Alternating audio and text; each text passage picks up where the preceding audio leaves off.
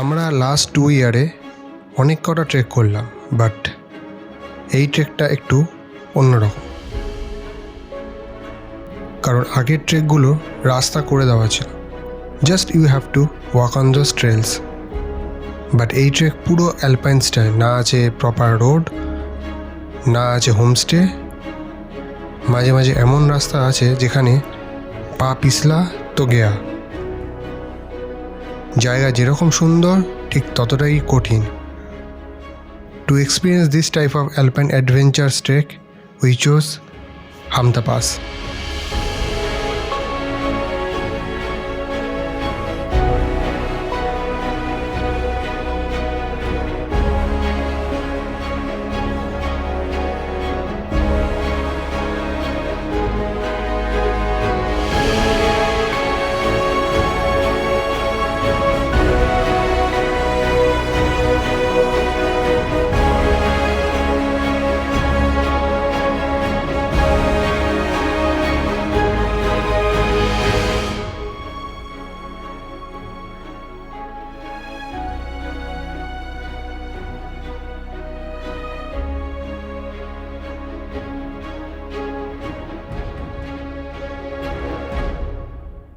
তো আমরা as usual station থেকে ট্রেন ধরে বেরিয়ে পড়লাম দিল্লির উপলক্ষে, যেখান থেকে আমরা যাব মানালি।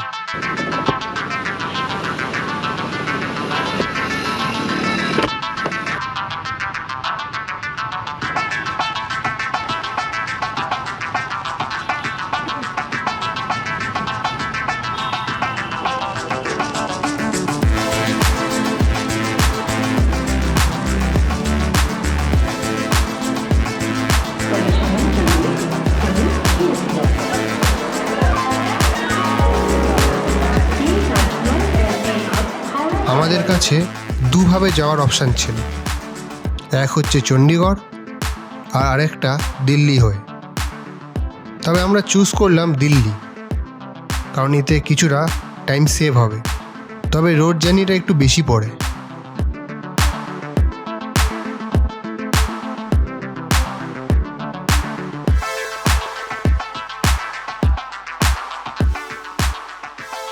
আমাদের পৌঁছাতে অনেকটা রাত হয়ে গেছিল, তাই মানালির সুন্দর দৃশ্য দেখার জন্য আজ রাতটা ওয়েট করতেই হলো।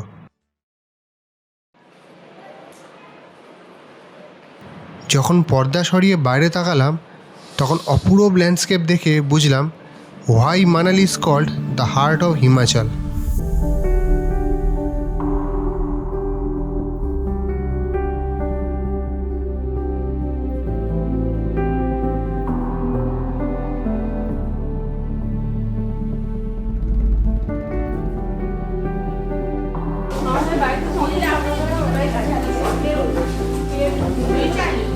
এর ফাঁকেই আমাদের একটা ছোট্ট ইন্ট্রোডাকশন হয়ে গেল, আর কয়েকজন তো যাওয়ার আগেই গানও ধরে নিল।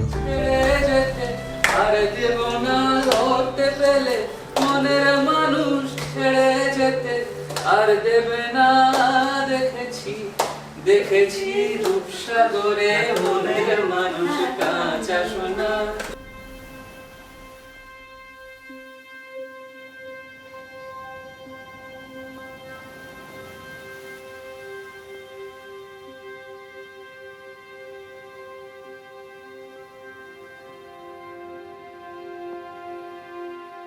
আমরা আজকে হামতাবাস যাব, তো আজকে আমাদের গাড়ি স্টার্ট হবে 10টা নাগাদ, গাড়ি ছাড়বে। সেখান থেকে আমরা যাব হচ্ছে জোবরা থেকে আমাদের স্টার্ট হবে।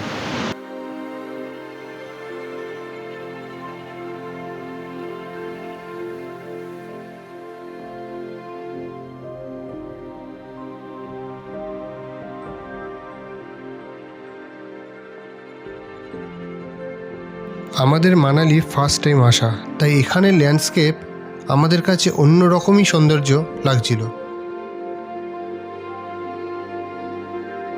আমাদের গাড়ি আসতে একটু লেট করছিল, তাই বেরোতে আমাদের অনেকটাই টাইম হয়ে গেছিল।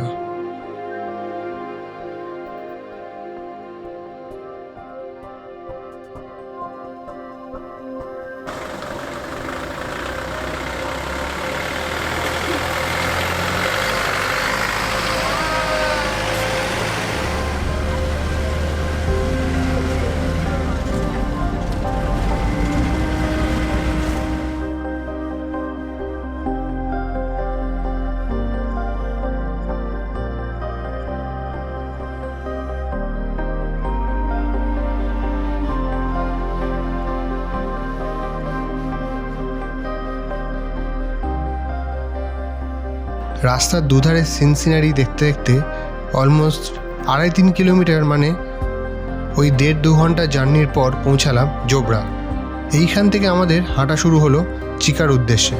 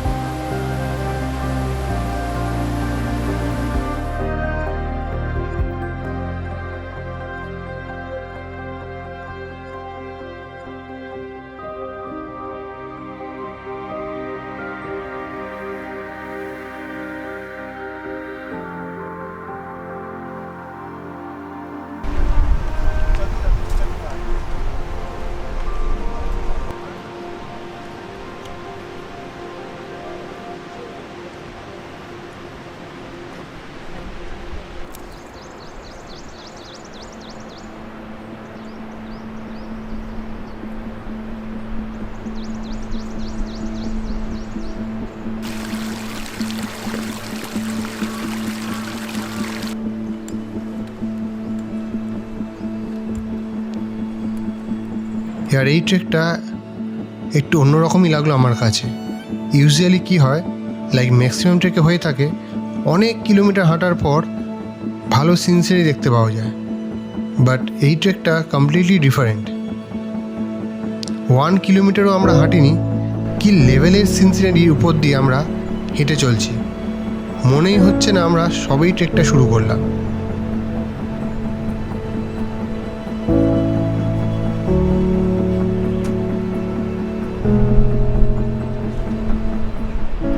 তবে কোথাও একটা ভিড়ের কারণে সেই উপভোগ করতে পারছিলাম না।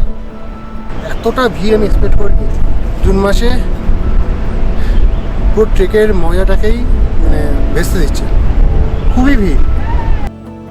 Trekking is all about solitude. দুনিয়ার লোক আসার কারণে we are not fully experiencing the beauty of Hampta pass peacefully. But কী আর করা যাবে, এর মধ্যে থেকে আমাদের ভালো এক্সপিরিয়েন্সটা নিতে হবে।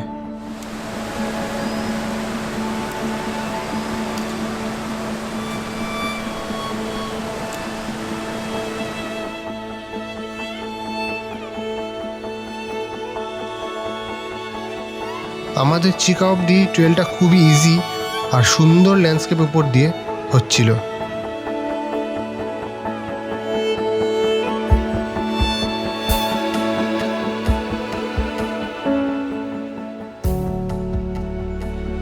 মাঝে মাঝে ছোটো ওয়াটার স্ট্রিম, ছোটো ছোটো মিডোজের উপর দিয়ে হাঁটা বেশ মজাই লাগছিল।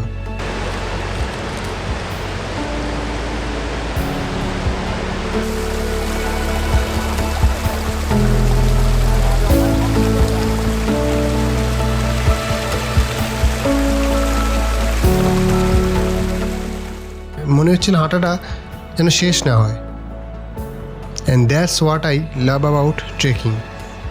Walking or lap of the beautiful landscape peacefully completely reset your brain.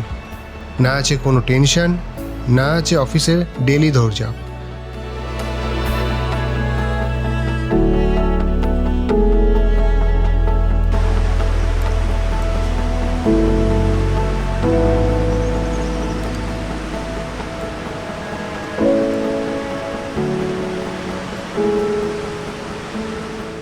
আমরা 3-3.5 কিলোমিটারের মতো হেঁটে পৌঁছালাম চিকা। আজকে এখানেই স্টে।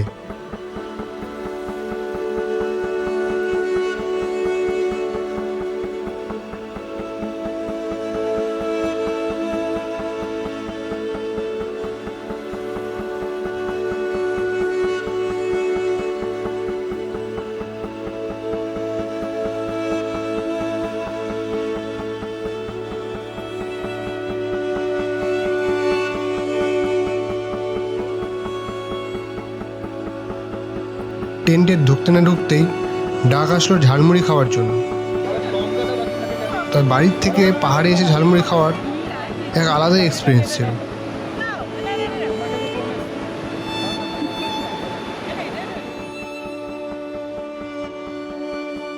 কাল আমাদের অনেকটাই হাঁটতে হবে, তাই দেরি না করে আজকে তাড়াতাড়ি শুয়ে পড়লাম।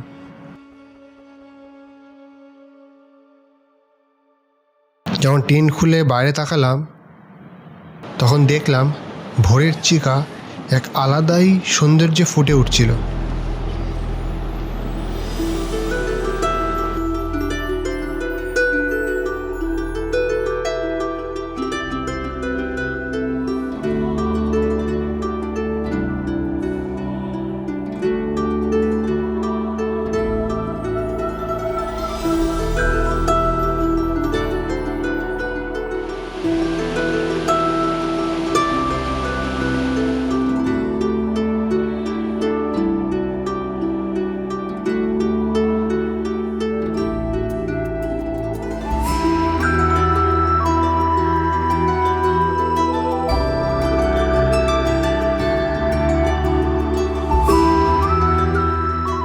মনে হচ্ছিল শুধু এই কারণেই লোক এইখানে এত ভিড় করে। আমাদের আজকে মোটামুটি 9 কিলোমিটার মতো হাঁটতে হবে, আর আজকের ডিস্টেন্সটা অনেকটাই স্টিপ থাকবে, আর তার সাথে থাকবে রিভার ক্রসিংও।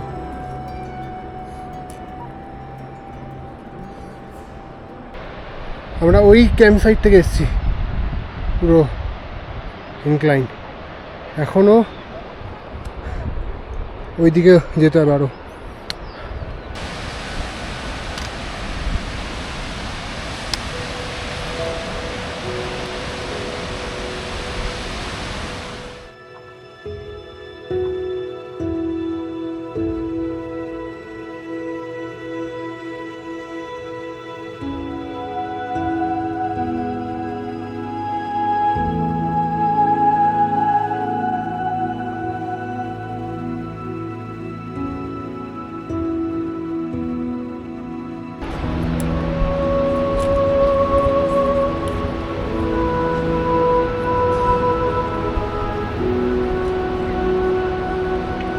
কিরকম লাগছে অন্নপূর্ণা করার পর? কিরকম লাগছে এটা সেই কম্পারিজন? অন্নপূর্ণার ভিউ আলাদা, অন্নপূর্ণার ভিউ অনেক পরে স্টার্ট হচ্ছে, ভিউ এখন থেকে স্টার্ট হচ্ছে। ভিউ তো খুব সুন্দর স্টার্টিং থেকে। আর ট্রেক রুটস কিরকম? ট্রেক রুটস অন্নপূর্ণার খুব সিঁড়ি দর্শন, ওখানে এত ডেঞ্জার নেই। এইখানে স্লাইট ডেঞ্জারাস জায়গা, কিছু কিছু জায়গায় সেগুলো একটু ভেবে। This is not beginners trek, completely it's not beginners.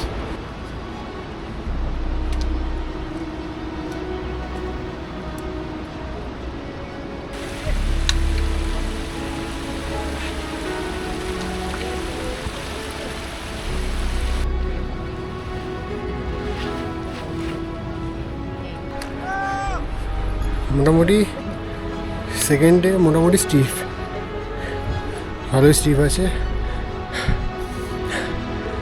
Dangerous প্যাচ আছে এগুলো জায়গা।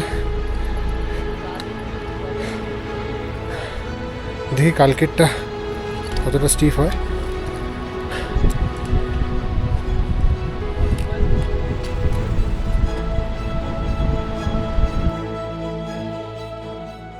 এই 9 কিলোমিটার খুব একটা সোজা ছিল না। বড় বড় বোল্ডারের উপর দিয়ে হাঁটা, আনস্টেবল টেরেন, ডেঞ্জারাস প্যাচ, এমন এমন জায়গা দিয়ে হাঁটতে হচ্ছিল যেখানে পা স্লিপ খাওয়া চলবে না।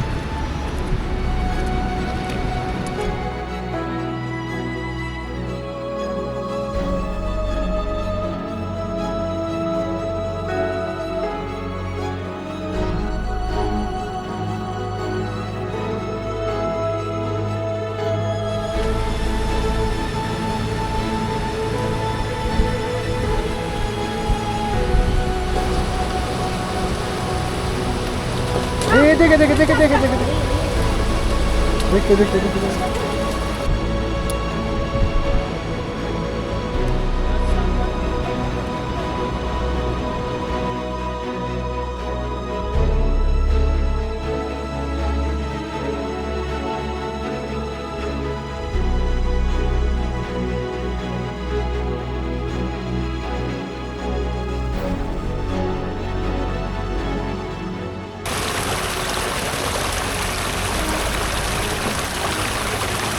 আমাদের এখন ছোট্ট ফল ক্রসিং আছে, ওয়াটারফল ক্রসিং, ওটা করতে হবে।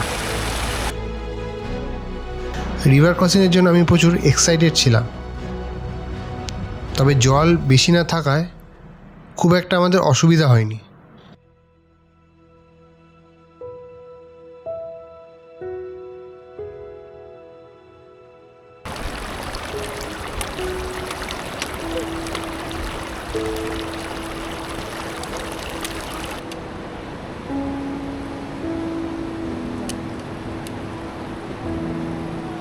আর এখান থেকেই আমাদের ল্যান্ডস্কেপের অনেকটা চেঞ্জ আসলো। অ্যালপাইন ফরেস্ট থেকে ঢুকে পড়লাম রকি মিডোস টাইপের জায়গায়। মাঝে মাঝে ছোটো ছোটো হলুদ কালারের ফুল ভ্যালির সৌন্দর্যটাকে আরও বাড়িয়ে তুলছিল।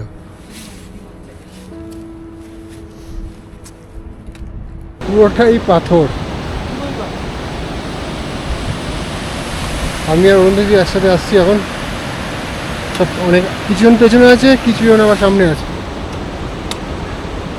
পুরোটাই এলিভেশন আছে, তবে সিনারি ভালো। এখান থেকে বরফ দেখা যাচ্ছে।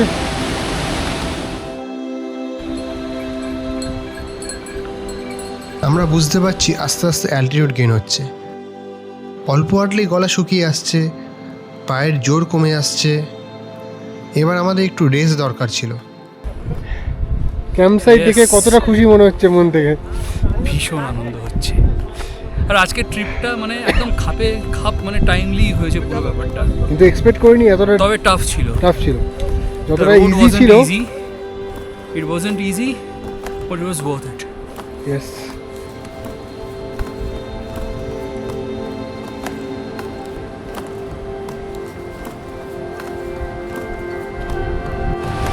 একটু যেতে হবে, সামনে আছে আমাদের ক্যাম্প সাইট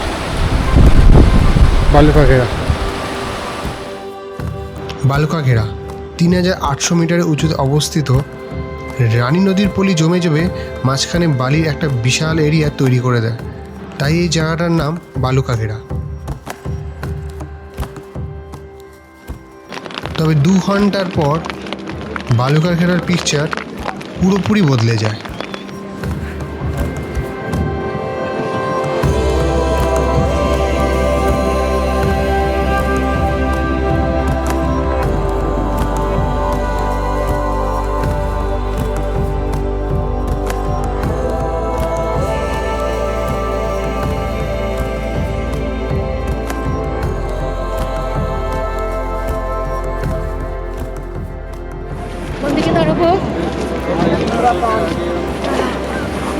পুরো সিন চেঞ্জ করে দিল 2 ঘন্টায়।